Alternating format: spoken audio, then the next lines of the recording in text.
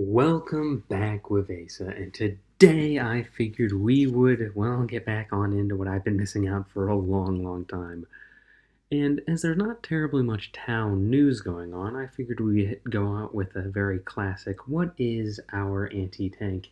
And I remember the last video I did, it was railguns are our anti-tank, but I decided, no, this time we'll do something different.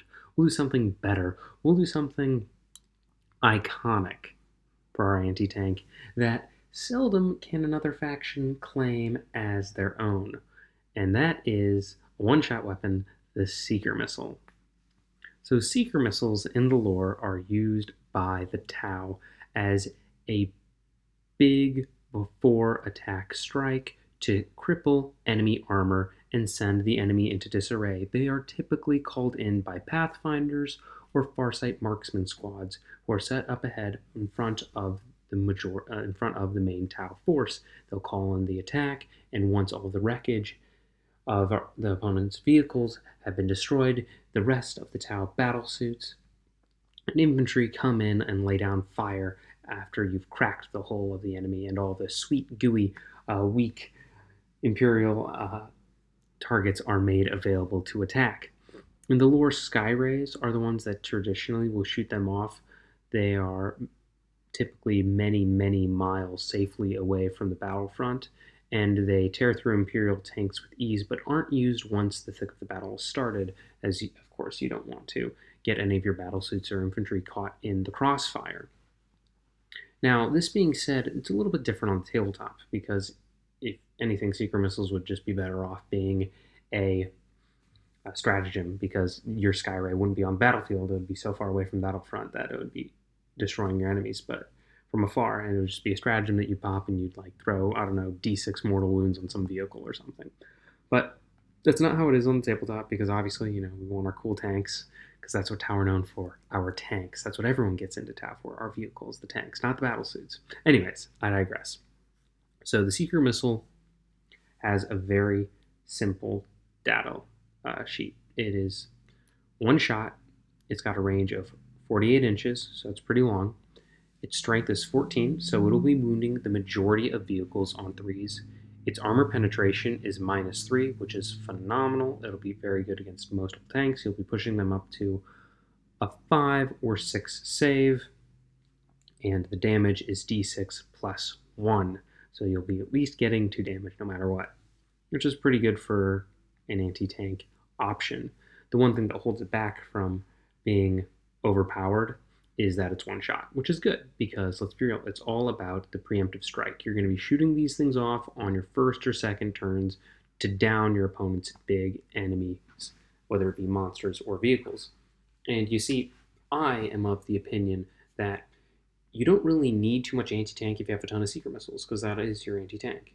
You don't need to have rounds upon rounds upon rounds of shooting railguns if you take out the main enemy target after you've shot your railgun within the first 2 to 3 turns, and you just have a massive gun, and maybe there's a bunch of infantry that you have to chew through. Well, that's going to be a little tough, having a one-shot railgun from your Hammerhead slamming into a 20-man infantry squad of guardsmen, or Hormagaunts, or Termagants, or Genestealer cultists, or you name it, any big spamming thing.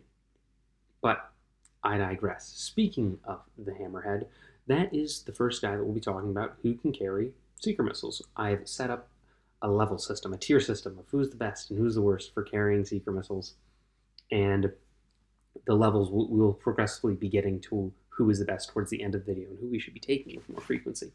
So the Hammerhead's pretty simple. Toughness 10, 14 wounds, 8 inches of movement, and a 3+ save.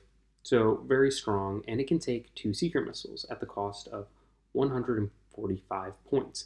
This gives you, for every Seeker Missile you shoot, 92.5 points. So that's the cost per Seeker Missile. Obviously, it's got its own gun. It'll be doing its other things, but it's very good for early anti-tank. But after that, it's still going to be fairly proficient, because it doesn't rely on the Seeker Missiles for its anti-tank as heavily as some of the other guys in the list. I would say he's kind of the worst for this if you're looking to get a bunch of Seeker Missiles on the board, because that's pretty expensive. 92.5 points for just one shot in the game. A little too much. If you want to be packing more Seeker Missiles, I would say, heck, even the Broadsides are better for you to be taking Seeker missiles, and I would say a pretty dang good platform for anti-tank. They're toughness 6, 8 wounds, depending on what drones you give them, 5 inches of movement, and 2 plus save. Very, very strong. Their rail rifles are good, but that's not what we're talking about today. Each of them can take up to 1 Seeker missile, which, with their points cost at 90, that's 1 shot for every 90 points. So I'd say a better deal than the Hammerhead, but simultaneously, if you're taking missile pods on them, they're just not going to be targeting the right thing if you're guiding them. And if they're the rail rifles, it will be the same thing, but you're going to be relying on the rail rifles for the majority of the game, as they have multiple shots, and that's just kind of all around better for them. And they're not as mobile for getting into areas where you'd want to just quickly launch off your Seeker missiles and fly off somewhere else, because, well, they are just a close down one fire lane kind of thing. For someone who's going to be more inclined towards shooting a bunch of Seeker missiles off and then dodging out of the way, that would certainly be the Devilfish. Devilfish, I would say, is the third best option. So now we've hit the top 3, the 3 best Seeker missile carriers. It's amazing. It's got a toughness of 9. Its wounds are 13, so it's only a little bit worse than the Hammerhead. Its movement is 12, so it's a bit more mobile than the Hammerhead, and it's 3 plus slave, just like the Hammerhead. And it's got 2 Seeker missiles it can take, just like the Hammerhead, but it can also carry a bunch of troops. It's really good for a nice, quick alpha strike, run up, blow up some enemy armor, and then you can dump your troops out and have them kill any of the squishy infantry protecting the armor or piling out of the armor. And its cost is 85 points. So we just went from each shot being 90 points about for the Hammerhead and for the Broadside, to each shot for Seeker missile being 42.5 points, which is a significant drop. Is very good at this. And you can take up to 6 of these guys, and they all will have their own use and be able to protect your breachers or pathfinders or whatever you're using to have in the Devilfish. And you don't need, it doesn't matter that they don't have much other firepower, because you don't need it. Whatever their cargo will be doing more of the chaff killing and the like. And if the Seeker missiles hit home and do their damage, you're on average going to be doing 4 or 5 damage per shot. And it won't really matter, because the vehicles will be dead, and its more small arms fire guns, if it's still alive, will be able to rip into any of the other weaker things that'll be assaulting the Devilfish, most likely. After that, in the number 2 spot, I know everyone's thinking, who is going to be number 1? You've got 2 options left, the Piranhas or the Skyray. One is a bit more dedicated, but the other is just such a fluke of nature of how good it is. You'd be surprised why I made it on the list. And for number 2, I'm going to give it to the Skyray, because the Skyray is toughness 10, 14 wounds, movement of 10, save of 3+. It's just like the Hammerhead in that department. However, it has big Seeker missile racks, which gives it 3 shots for every turn. And it is also twin linked, which is good for assuring that you get wounds, because strength 14 re-rolling is going to more often than not be netting you the wounds that you want in order to make your opponent actually have to roll saves. And it also gets re-rolled to hits on fly. So if there's any enemy tanks that have fly per se, I'm thinking of Eldar, Dark Eldar, even certain Necron constructs, and, well, with the mirror match of Tau, there are a lot of opportunities you have for shooting into things that fly. So you'll be rerolling all the hits and all the wounds in this, which is absolutely phenomenal. It's 5 points less than the Hammerhead too, so it's only a cost of 140. The only catch is, if they were one shot, every shot would be worth 46.6 points. However, it's got 3 shots for 5 turns, and if it lives for all 5 turns, that means that each one shot is 9.3 points, but it has to live all the way through turn 5 and has to be shooting something every single turn. So if that is the case, then the Skyray would be the absolute best unit for carrying Seeker missiles, mostly because it's not limited to 1 shot per turn, or just 1 shot for the entire game, and it's absolutely phenomenal for the rerolls that it gets. However, as you all now know, the top notch for our Seeker missile carriers are the Piranhas. They are toughness 7, wound 7, movement 14, and a 4+ save. Now, I'm going to be honest, T7's pretty good. 7 wounds, surprisingly tanky. Movement 14, that's the most mobile we've got out of everybody on the list. 4+ save, pretty pathetic, but you're going to take what you have to. And it can carry up to 2 seeker missiles apiece. One shot, but it's stupid cheap for the Piranha's points compared to everything else that has a seeker missile as a one-shot option. The Piranha has its cost for every one shot to be 22.5 points. That is cutting in half at least everyone else's, and sometimes cutting it into quarters, which is crazy for the thought that you can get 2 seeker missiles on one of these guys, because they only cost 55 points, and you could have a whole squad of them, and that is 6 seeker missiles for a cheap price of 165.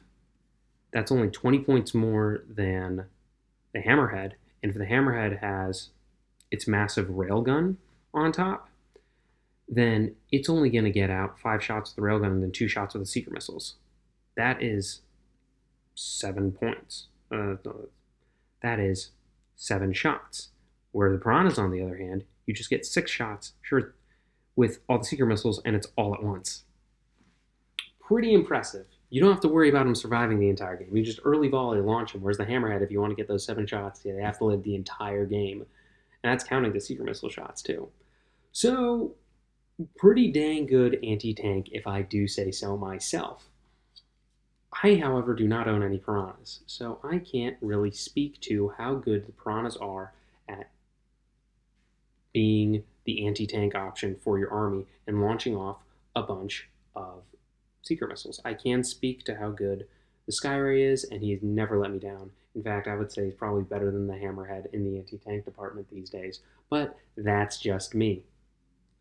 So, they always have seeker missiles in your army. You're definitely going to want it for some early Alpha Strike anti-tank, and it'll make things that aren't that valuable, like Piranhas, because they're only 55 points, more of a threat, and your opponent will want to take them out. So they can be a little bit of a distraction Carnifex, if you will, so that they'll try targeting the Piranhas, which are surprisingly tanky for their cost, but also surprisingly damaging for their cost. And they'll leave some of your more impressive suits alone, just for the fear of 6 seeker missiles shrieking down on them right as the game starts and obliterating one of their bigger assets that they thought was more safe from some weak little pithy Tau bikes. Anyways, I digress. I'm sorry I've been out for a while, and thank you all for listening. Let me know what you guys do for your seeker missile usage down in the comments below, or if there is another group for anti-tank that I've missed out on and I should definitely bring into the fold for good ideal anti-tank for the Tau. We're going to be getting some more videos out in the future, hopefully another one next week, and we'll get back into the grind, I promise. School's put me a little bit off, but it will happen. I'd like to thank my patrons, the new Vivek, Samger, Ryan Hall, David Palilio, K-Mag, Jonathan Patino, Chris F., Mark, Magnus Thrody, and created by Philip. Thank you all very much for keeping the lights on out here. I'm so sorry for taking so long on all of this. We will get so much more content out for all of you in the near future, and I hope your day goes for the greater good. God bless y'all.